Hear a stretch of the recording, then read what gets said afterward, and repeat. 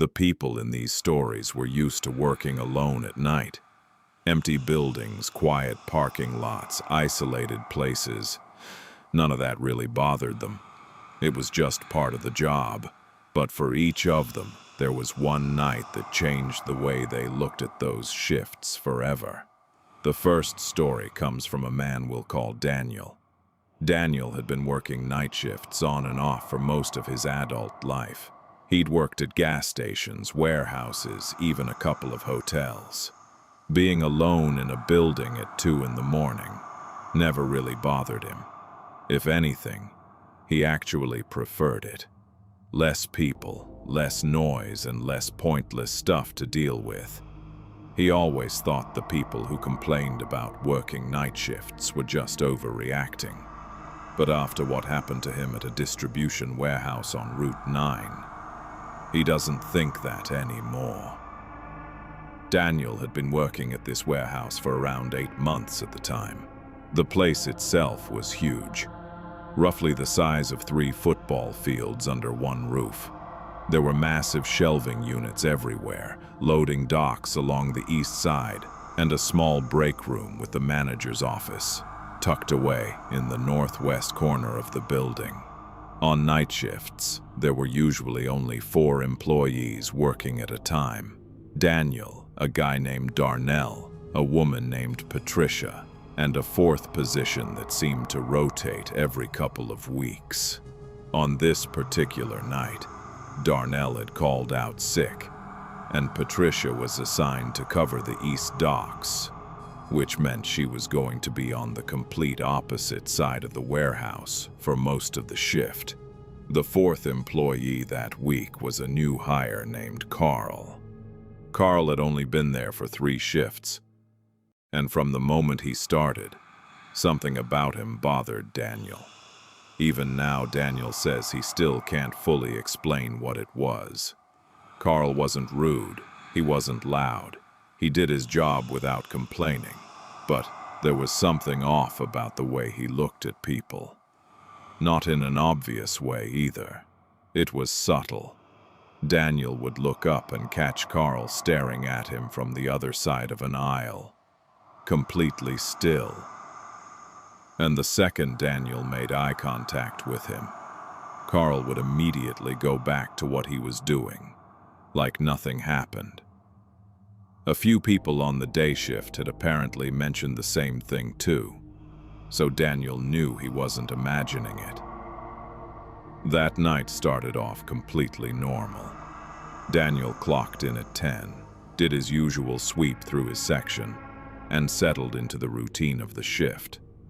Around midnight, though, he realized Carl wasn't in his assigned area. At first, he didn't think much of it. People take bathroom breaks, people wander around, so he just kept working. But around 20 minutes later, Carl still hadn't shown up. Daniel radioed Patricia and asked if Carl had gone over to the dockside for some reason. She said no. She hadn't seen him at all since the beginning of the shift. Daniel told himself it wasn't a big deal and went back to work. But around 10 minutes later, he started hearing something. The sound was coming from the far end of his section, near the back wall where the shelving units were tallest and the lighting was the worst. It sounded like movement, slow movement, like someone was trying really hard not to make noise, but wasn't doing a very good job. Daniel grabbed his radio and called Carl's name. Nothing. He called again, still nothing, so he started walking toward the sound. And the second he got closer, it stopped. Daniel stood there near the back of the section under the dim lighting and just listened. Nothing. Complete silence. Eventually, he just went back to work and tried convincing himself it was the building settling or maybe rats. Old warehouses get rats all the time. It wasn't worth worrying about. About an hour later, though, Daniel walked over to grab his water bottle from a small shelf he kept near the end of aisle 7. But his water bottle wasn't there. Instead, sitting on the shelf, was a single yellow work glove. It wasn't his, and he had never seen it before. Daniel just stared at it for a few seconds before finally picking it up. Then he realized there was something inside. He turned it over and shook it. A small folded piece of paper fell onto the floor. He unfolded it. Written in tiny black handwriting were 4 words. "I know you're alone." Daniel immediately called Patricia. She came over from the docks, and together they went to get the manager on duty. The 3 of them searched the entire warehouse that night. Every aisle, every loading dock, the bathrooms, the break room, the office, pretty much every part of that building. They found nothing. Carl was gone. His time card showed that he had clocked out at 11:42, almost an hour before Daniel found the note. The next day they checked the security footage. It showed Carl clocking out and leaving through the front entrance. It showed nobody else entering the building. But what it didn't show was anyone placing that glove or note on Daniel's shelf. Then they noticed something else. The camera covering aisle 7 had been manually turned toward the wall. Someone had repositioned it sometime during the first hour of the shift. Carl never came back after that. He never picked up his last paycheck, and apparently, nobody ever heard from him again. Daniel still doesn't know if that note was meant as a threat or something else entirely. But one thing he does know: someone inside that warehouse knew exactly where he was and wanted him to know that. The second story comes from someone who goes by Reese. Reese worked overnight shifts at a large chain pharmacy for about 2 years. For most of that time, nothing really unusual ever happened. The job was quiet, repetitive, and honestly pretty boring most nights. That changed on a Tuesday night in November. Reese usually worked alone up front along with a pharmacist who stayed in the back filling prescriptions and almost never came out unless he needed to. So Reese handled everything else: stocking shelves, helping customers when they came in, running the register, and making sure everything was ready for the morning crew. Most nights followed the exact same routine. On this particular night, it had been raining pretty heavily outside, and for almost 2 hours there hadn't been a single customer. Reese was stocking the paper goods aisle near the back of the store when suddenly every screen in the building turned on at the same time. The self-checkout screens, the pharmacy display, the screen behind the main register, all of them. For a second, every screen went black. Then they all came back on, but they were all showing the exact same thing: security camera footage. At first, Reese was confused because it wasn't footage from inside the store. It was a grainy overhead shot of what looked like a parking lot. Then, after staring at it for a few seconds, Reese realized what it was. It was their parking lot. The camera above the front entrance, facing outside. But there was a problem with that. The security monitor inside the store was a small screen mounted in the back office. It wasn't connected to any of the customer-facing displays. Those screens ran on a completely separate system controlled by corporate. There wasn't supposed to be any way for security footage to appear on them. That's what the tech team confirmed the next day. Reese immediately went and got the pharmacist. He came out and stood there looking just as confused. Eventually, he called the corporate tech line and spent around 15 minutes trying to reset everything. While he was doing that, Reese stayed near the front of the store, staring out at the parking lot that had been showing up on every screen. That's when Reese noticed something. There was a car sitting in the far corner of the lot, and Reese was pretty sure it hadn't been there earlier. No headlights, no engine running, Nothing, just sitting there in the rain. Reese watched it for several minutes. Nothing moved. When the shift finally ended early that morning, Reese walked out toward the parking lot to get to the car. The vehicle was still there. As Reese got closer, curiosity started taking over. So Reese slowed down and looked inside. The car was empty. Nobody in the front seat. Nobody in the back. Nothing. Just a fogged-up interior, and a cell phone sitting on the dashboard with the screen still lit up. Even standing a few feet away, Reese could clearly see what was on it. The pharmacy's website, just the home page, sitting there glowing on the dashboard of an empty car at 6 in the morning.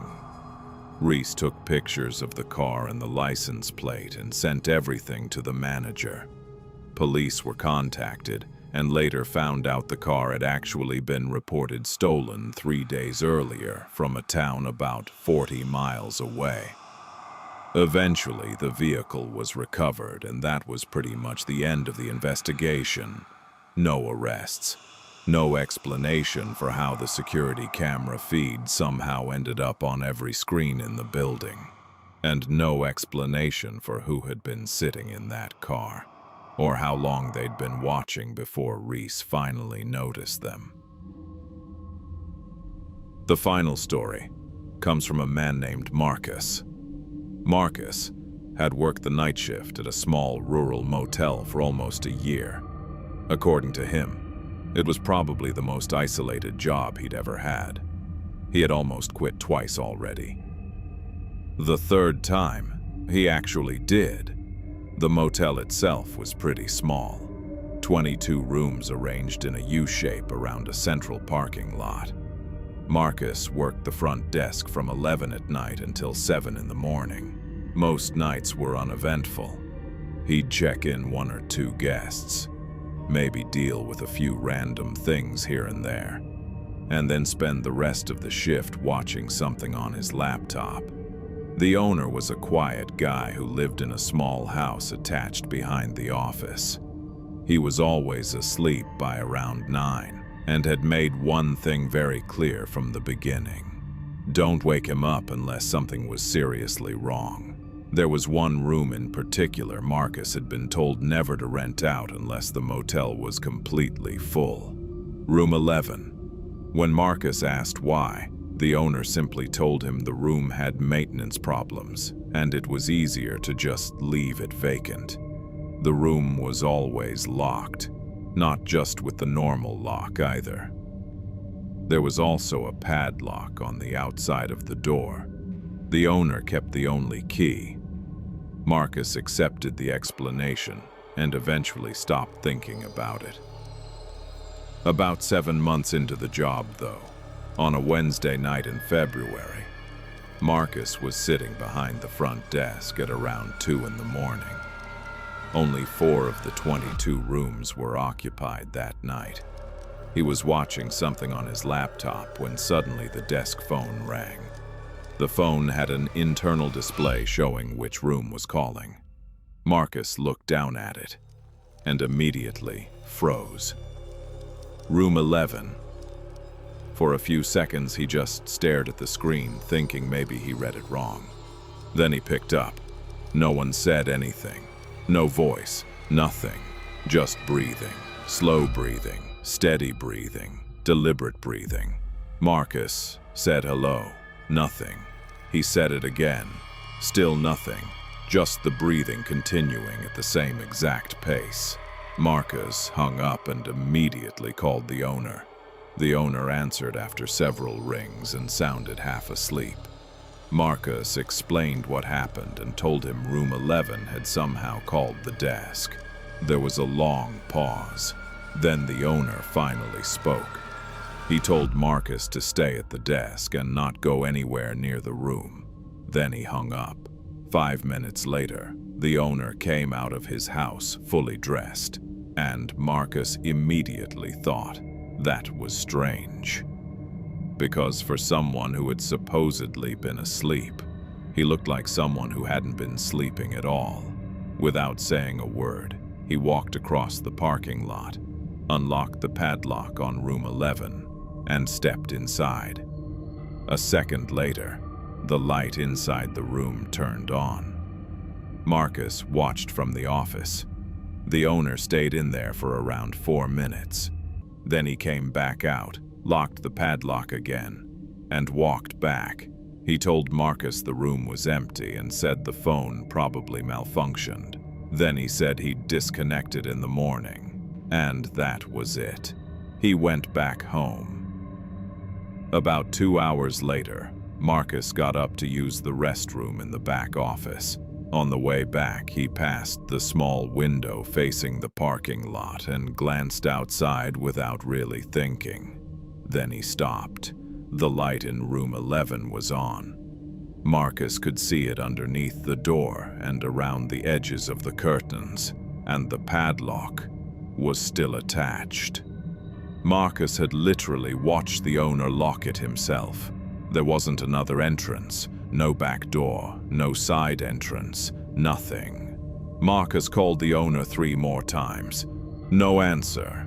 And there was absolutely no chance Marcus was walking over there himself.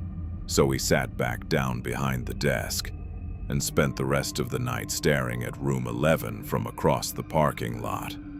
When the sun finally started coming up, the light was off. Around 7, the owner walked out of his house acting completely normal. Marcus handed him a resignation letter that same morning and never came back. The owner didn't argue. He didn't try convincing him to stay. He just nodded and said he understood. Marcus said he looked exhausted, not tired in the normal sense, something heavier than that. Marcus says he's thought about room 11 almost every day since then. He's thought about what made that phone call. He's thought about what the owner saw inside that room. And he's thought about whatever turned that light on at 4 in the morning, inside a room locked from the outside with a padlock, with no other way in. He's never found an answer. And at this point, he's not sure he wants one.